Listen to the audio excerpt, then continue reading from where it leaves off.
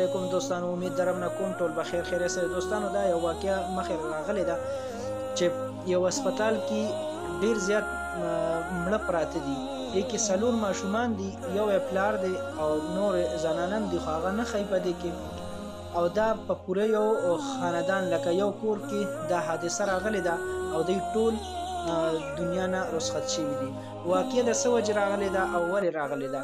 واقعیا دې وجې راغلی چې دوی ګیس استعمالولو په کور کې. نو چې کوم ګیس دوی په کور کې استعمالولو نو هغې کې لوډ شیډینګ رالو، نو ګیس دوی بند کو، ګیس بند شو، دوی بند نه کو او ګیس شاته نه بند شو د لوډ شیډینګ د وجې.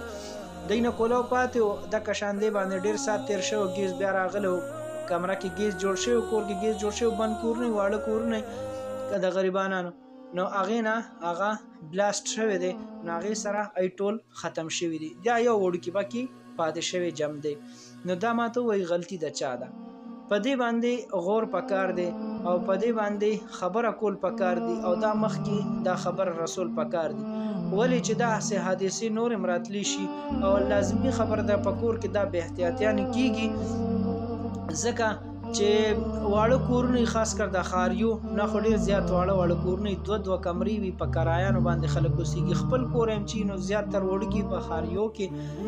نو دا ماته د ملګري خو د ګوټې ښکاري که نه، د ګوټې والا جبم وایي او ډېر زیات ظلم ورسره شوی دی. او د دې د الله تعالی د دې ټولو الله تعالی مغفرت وکړي او داسې حادثونه د الله تعالی هر څوک وساتي. نو زموږ د حکومت نه دا یو درخواست دی چې کم از کم د ګیس د لوډ شیډینګ په ښاریو کې خو نه دی کول پکار. ښاریو کې واړه کورونه دي، زیاتتر نقصانات یې جوړېدی شي.